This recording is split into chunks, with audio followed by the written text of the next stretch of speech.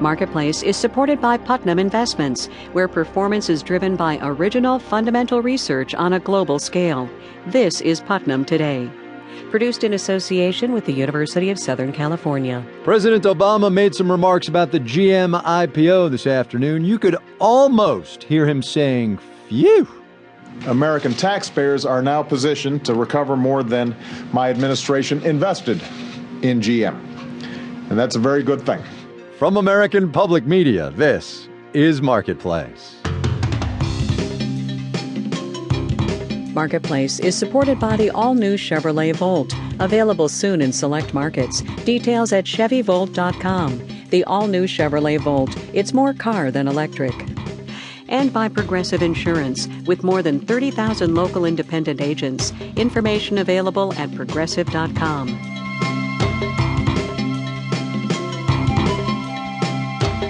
From the Frank Stanton Studios in Los Angeles, I'm Kai Ryssdal. It is Thursday, today the 18th of November. Good to have you here. The basics of the GM IPO we've known for a day or so now, $23 billion plus or minus. The government's now a minority stakeholder. Taxpayers own about a third of the company. But from where the president stood this afternoon in the briefing room at the White House, this is probably the key point. We are finally beginning to see some of these tough decisions that we made in the midst of crisis pay off. It's worth a mention here that the auto bailout, just like the bank bailout, actually started with the Bush administration. But the incumbent is getting most of the credit and maybe some of the blame, too. Marketplace's David Gura reports now from Washington. In 2009, President Obama said GM and the U.S. government had found a way to save the car company from collapse. GM would have to restructure. Executing this plan will require a substantial amount of money that only a government can provide. Americans had to become reluctant shareholders, he said. What we are not doing, what I have no interest in doing, is running GM. That didn't comfort critics who wondered why U.S. taxpayers should invest almost $50 billion.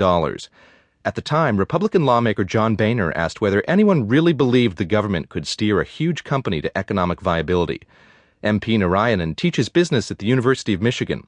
He says it's clear the government has, and if it hadn't, a bankrupt GM would be in worse shape today. The Chapter 11 would not have been resolved this quickly, and so GM would be still struggling. Narayanan says the restructuring plan saved jobs and led the company to make cars people want to buy.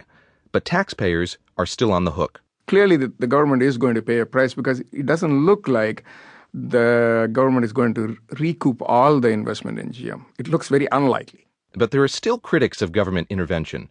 Daniel Eikenson, a Cato Fellow, is one of them. The costs of the bailout weren't just the money that was fronted. He says GM's bankruptcy would have provided competitors with fresh talent, and federal dollars gave GM an unfair advantage.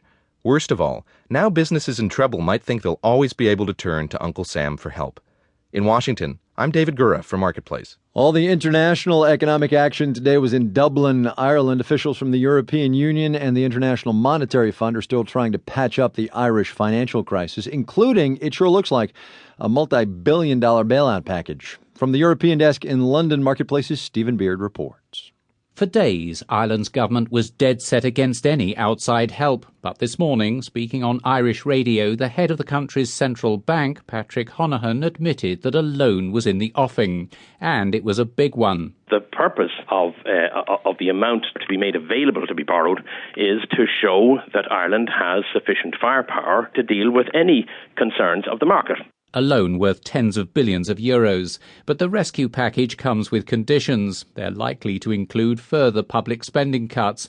The deal taking shape is a national humiliation, says Irish opposition politician Joe Higgins. He accused the government of handing over the fate of the Irish people to faceless and unelected and unaccountable operators in the financial markets of the world. The rescue talks helped take some of the pressure off the euro, but Bronwyn Maddox, editor of Prospect magazine, reckons not for long.